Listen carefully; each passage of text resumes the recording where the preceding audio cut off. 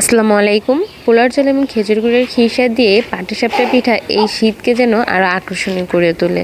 তো আজকে আমি আপনাদের সাথে শেয়ার করব খেজুর গুড় এবং পোলার চালের খিরসা দিয়ে মজাদার পাটিসাপটা পিঠা। তো প্রথমে আমি পাটিসাপটা পিঠার মিশ্রণটি তৈরি করে নেব। মিশ্রণটি তৈরি করার জন্য 1 কাপ পরিমাণ চালের গুঁড়ির সাথে স্বাদ অনুযায়ী চিনি, 1 কাপ পরিমাণ ময়দা, 1 টেবিল চামচ পরিমাণ সয়াবিন তেল এবং স্বাদ অনুযায়ী লবণ একসাথে খুব ভালো করে মিশিয়ে নেব।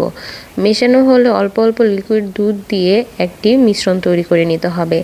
তো আমি অল্প অল্প করে লিকুইড দুধ দিচ্ছি আর খুব ভালো করে মথে নিচ্ছি। এভাবে মথে নিলে খুব ভালো একটি মিশ্রণ তৈরি করা যাবে। আর যত বেশি এই মিশ্রণটা আঠালো হবে তত বেশি কিন্তু পিঠাটি সুন্দর হবে। তো এভাবে করেই ভালো করে মথে মথে অল্প অল্প লিকুইড দুধ দিয়ে এই মিশ্রণটি করে নিতে হবে।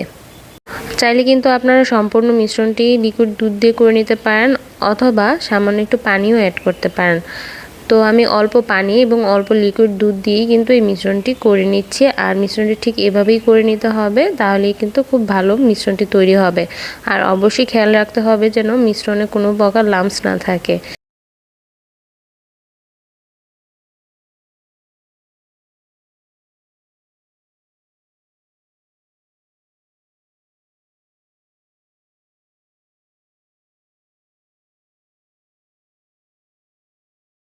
তো এখানে কিন্তু পাটিসাপটার মিশ্রণটি রেডি হয়ে গিয়েছে, দেখতেই পাচ্ছেন কতটা স্মুথ হয়েছে। তো এবার আমি খিরসা বানিয়ে নেব। খিরসা বানানোর জন্য এখানে আমি হাতের 1 মুঠ পরিমাণ পোলার চাল খুব ভালো করে ধুয়ে নিয়েছি, তারপর ব্লেন্ডারে আধা ভাঙা করে নিয়েছি। তো আমি যে কড়াইতে রান্না করব সেই কড়াইতে আগে থেকে 1 কাপ পরিমাণ নারকেল কুচি নিয়ে নিয়েছি। সেই নারকেল কুচির মধ্যেই কিন্তু আধা ভাঙা এই পোলার চালটি আমি দিয়ে নিয়েছি। তারপর দিয়ে দেব তেজপাতা। আমি এখানে সবুজ তেজপাতাটি ব্যবহার করছি, চাইলে কিন্তু আপনারা শুকনো তেজপাতাও ব্যবহার করতে পারেন। তারপর দিয়ে দিয়েছি দারচিনি, এলাচ। তারপর দিয়ে দিচ্ছি 1 লিটার পরিমাণ লিকুইড দুধ। আর দুধটি আমি আগে থেকেই জাল করে নিয়েছিলাম। তারপর এই মিশ্রণটিকে খুব ভালো করে মিশিয়ে নেব এবং মিডিয়াম টু লোয়ের মাঝামাঝি তাপমাত্রায় রেখে খুব ভালো করে রান্না করে নেব।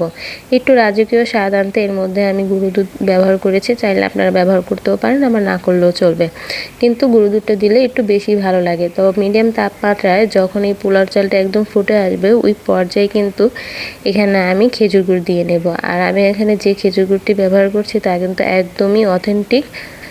খিরসা কিংবা যে কোনো পায়েস রান্নার ক্ষেত্রে কিন্তু পোলার চাল ফুটে আসলেই সেখানে মিষ্টি জিনিস ব্যবহার করবেন, এতে করে কিন্তু পোলার চাল ফুটতে সময় কম লাগবে। তো খেজুরের গুড়টি মিশিয়ে নেওয়ার পর একটু মিষ্টিটা অ্যাডজাস্ট করতে এখানে আমি স্বাদ অনুযায়ী চিনিও দিয়ে দিচ্ছি। অবশ্যই কিন্তু সামান্য একটু চিনি এই খিরসার মধ্যে ব্যবহার করবেন, তাহলে কিন্তু মিষ্টিটা খুব ভালোভাবে এই খিরসার মধ্যে বসবে। তো এই খিরসাটিকে আমি ততক্ষণ পর্যন্ত জাল করে নিব যতক্ষণ না পর্যন্ত গুড় এবং চিনির পানি শুকিয়ে একদম শক্ত শক্ত হয়ে আসে।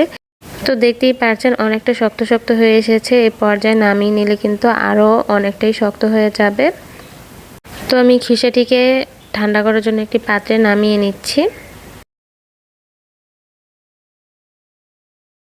তো এবার পিঠা বানানোর জন্য অল্প পরিমাণ তেল আমি কড়াইতে একদম ঘষে নিয়েছি। তারপর অল্প অল্প ব্যাটার দিয়ে এভাবে ছড়িয়ে একটু ঢাকনা দিয়ে ঢেকে দিয়েছি, যাতে করে খুব ভালো করে উপরের পাটটা হয়। তারপর খিরসা দিয়ে এভাবে পেঁচিয়ে নিলে কিন্তু হয়ে যাবে মজাদার পাটিসাপটা পিঠা। তো রেসিপিটি ভালো লাগলে অবশ্যই লাইক দিয়ে আমার পাশে থাকবেন। সবাই ভালো থাকবেন। আল্লাহ হাফেজ।